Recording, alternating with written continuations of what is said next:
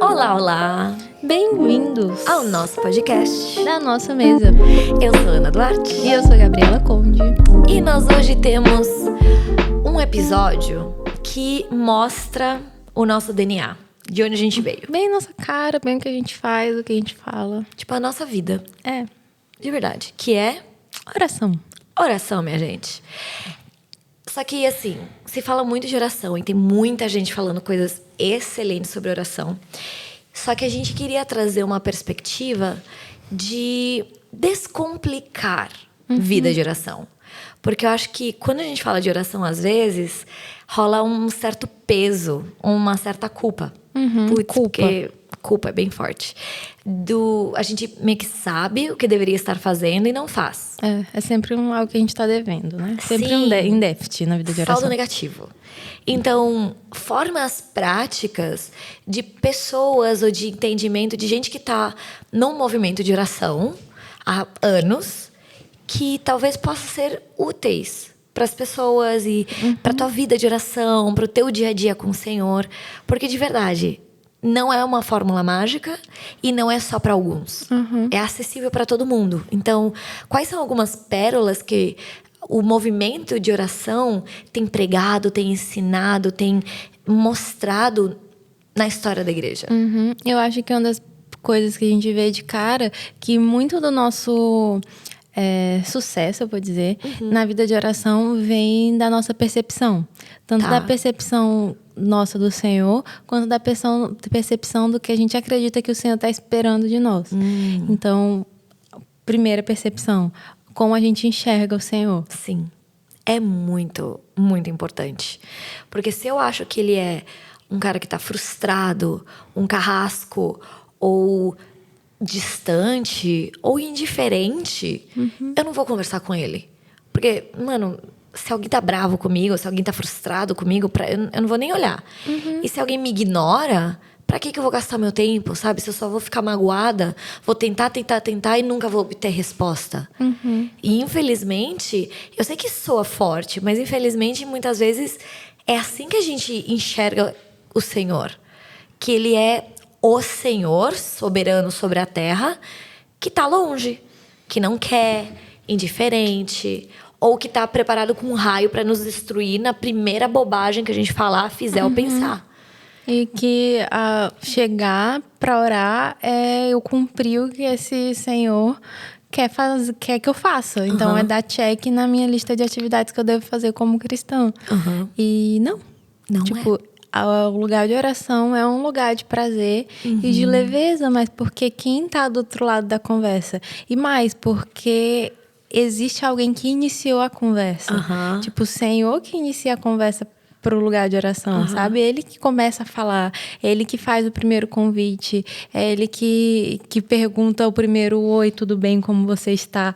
Não é a gente que chega já, tipo, e aí aparece, sabe? É ele que já tá ali, ele que já começou essa conversa. Mas foi algo que clicou pra mim na minha vida de oração, foi isso. A forma como eu enxergava o Senhor e como eu acreditava que ele me enxergava também. Sim. Porque isso também influencia. Se eu acho que Deus me tolera, se eu acho que Deus me ama porque eu tô ali na multidão e ele ama a multidão, então eu fui inclusa no pacote. Não é relacionamento, é sei lá, Qualquer coisa menos relacionamento genuíno, né? É promoção, né? 10 por 1. Quando é o oposto.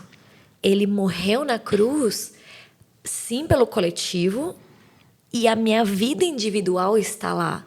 O meu coração, eu fui criada à imagem dele, desejada por ele, especificamente. Não é um acidente o fato de nenhum de nós existirmos. E essa consciência de que ele nos deseja muda muitas coisas. Porque, então, eu tenho um valor, eu tenho uma voz diante dele. Porque ele me criou. Sim. Por que ele me criaria para me ignorar? E, infelizmente, a gente transfere muitas das nossas experiências de relacionamentos, seja família, sejam professores, seja, tipo, figuras de autoridade, para Deus.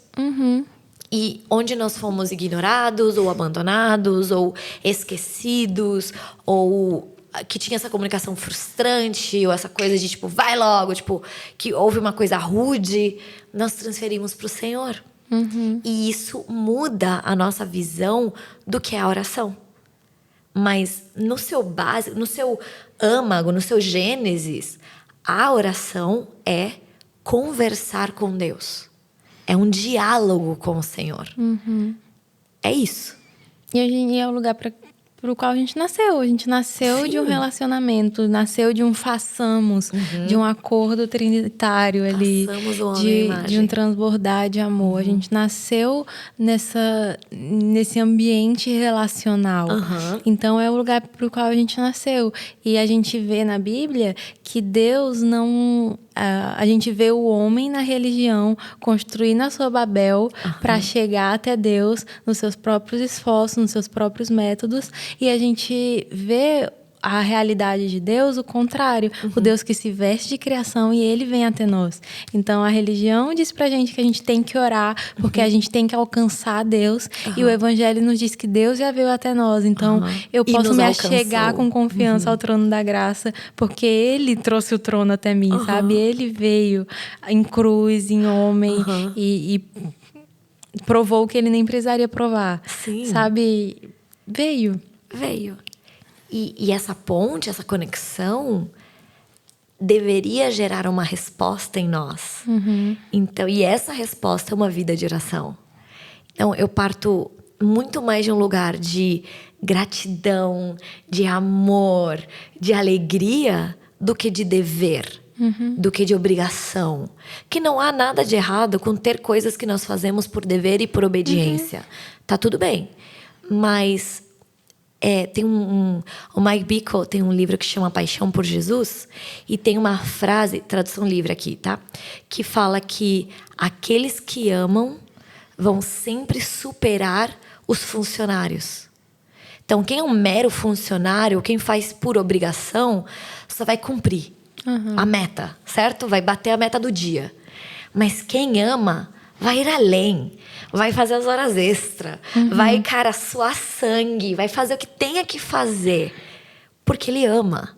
E eu acho que é nesse lugar que o movimento de oração, há centenas de anos, está levando a igreja a viver. De um lugar de sair de a obrigação da religião e nos levar para o prazer do relacionamento. E aí a gente vive orar sem cessar. Então, a minha vida de oração não é mais uma lista, que é legal. Tenha listas, eu tenho listas, amo. Mas não é mais uma lista que eu tenho que passar item por item. Ou não sei você, mas lembra quando a gente começou a orar? Tipo, a gente chegava aqui, os nossos turnos de oração, as nossas reuniões de oração aqui na casa de oração, da F-Hop.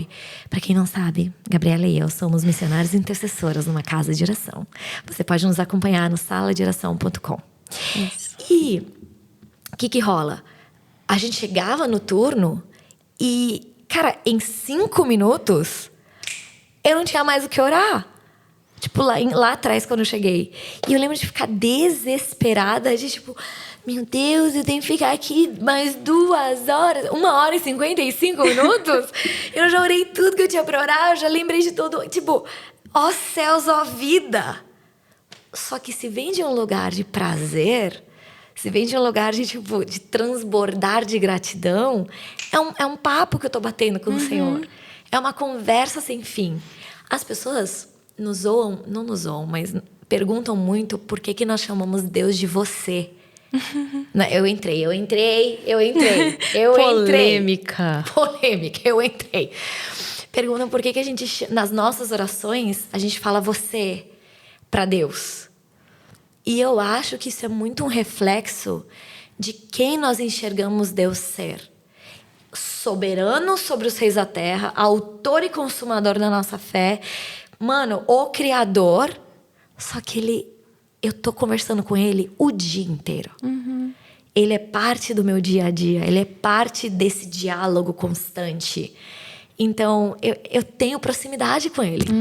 Não é falta de respeito. É relacionamento. Sim. E não se trata de que é algo também super mistificado, assim, que eu preciso. A minha vida de oração bem-sucedida é eu ter 2 horas seguidas de com a porta fechada, orando e no Shaba e morrendo E anjo subindo com e descendo. música e experiências e enfim. Existirão esses momentos, existirão essas estações que o Senhor vai vir e vai ter graça para isso. Tanto graça de tempo para ficar 2 horas, quanto graça de presença manifesta para isso. Mas é muito mais também sobre uma vida orante, uma vida onde eu levo o diálogo o tempo inteiro no meu dia.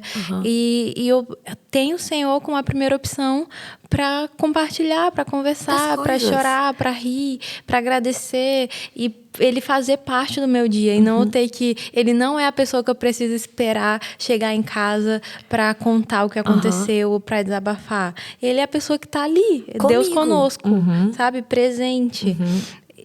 E é um problema. Mas isso é uma chave que quando a gente pega...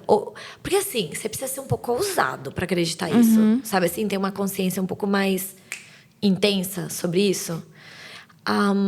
Mas quando a gente aceita, pega, assim, bate no peito e fala, cara, isso aqui é meu, eu vou acreditar nisso. A Bíblia fala sobre isso. Então, eu vou correr com essa verdade, tudo muda.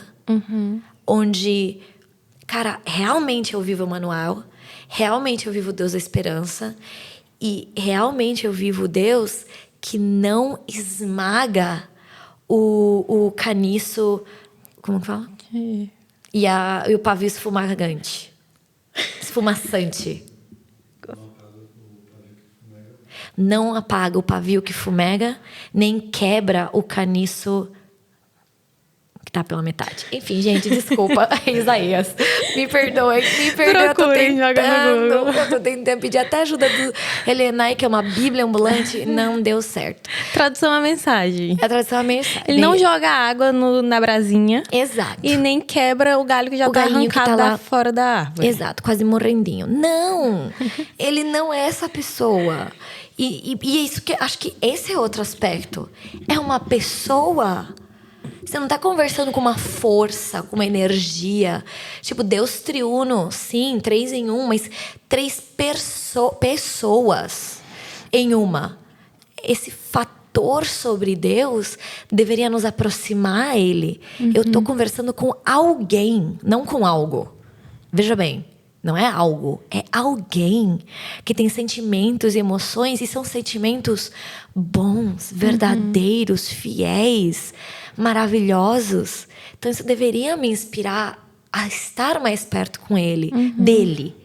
E aí entra, de novo, o orar sem cessar é um diálogo com Ele que não para. Não deixa a conversa acabar. Exato. Ele é minha pessoa. Ele é minha pessoa. Eu sei que a gente fala... Eu gosto dessa expressão, a minha pessoa. Eu tenho pessoas na minha vida. Cara, mas a pessoa da nossa vida é o Senhor. É Ele. E quantas vezes algo bom acontece e a gente pensa em falar com Ele em primeiro lugar? Ou algo ruim acontece, ou nada acontece, e a gente pensa em talvez orar em línguas, ou talvez só trocar uma ideia com o Senhor. Tipo, não. Cantar uma música. Ou ler um versículo, ou... Isso é uma vida com Ele. E isso é uma vida de oração. E eu acho que o movimento... Nossa, eu não parei de falar. Desculpa, eu não desejei falar. Tô muito tudo bem.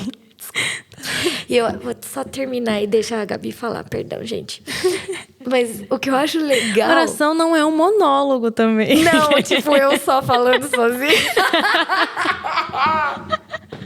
Aproveitando esse gancho... Doeu, tá, Gabriela? Doeu.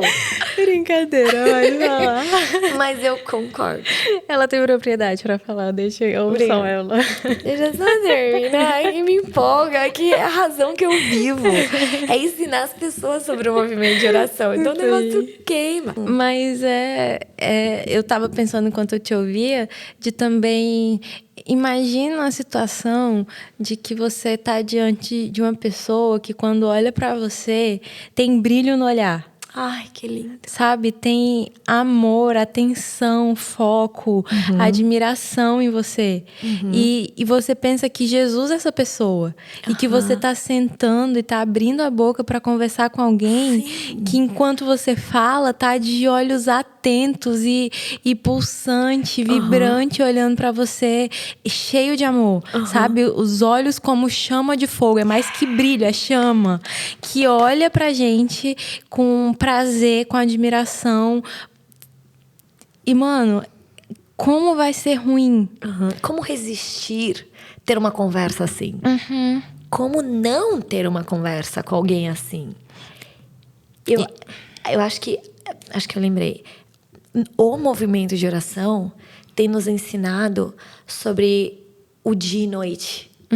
E eu acho que essa consciência de eu poder me aproximar dele, eu poder estar com esse olho, esse olhar que brilha, esse olhar radiante, esse olhar, sabe, que me ama e que não tem preconceitos contra mim, mas me aceita e me transforma, porque ele é o único que pode me transformar, dia e noite.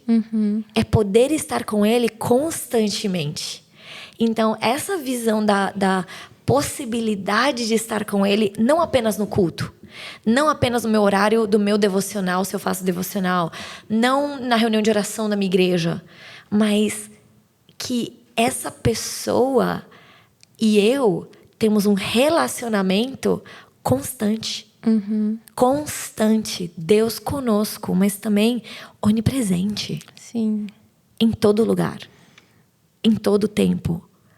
E isso não deveria me assustar, mas deveria me dar certeza de estar com ele, vontade de estar com ele.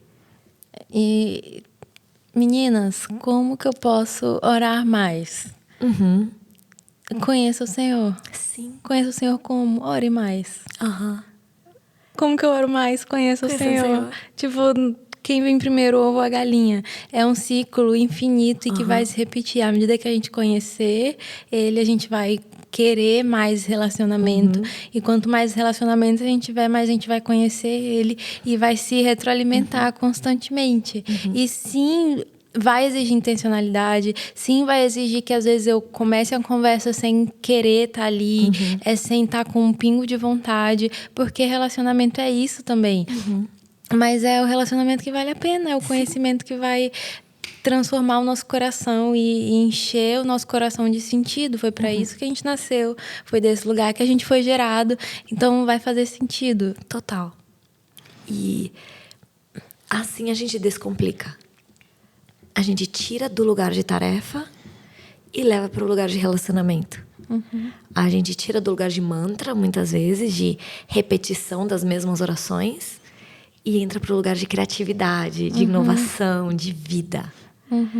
E eu gosto de pensar de maneira prática também, criar um dia onde é favorável a comunicação com o Senhor.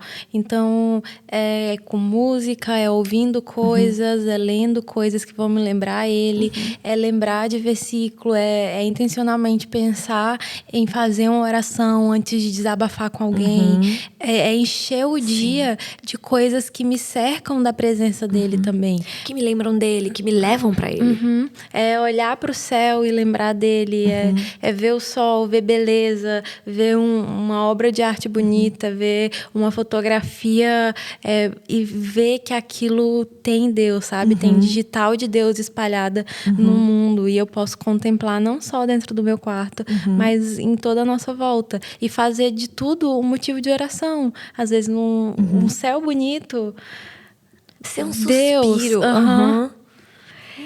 E até o que você está expressando, tudo que você falou, eu consigo pensar em referências bíblicas. A respeito desses exemplos que são cotidianos, de dia a dia.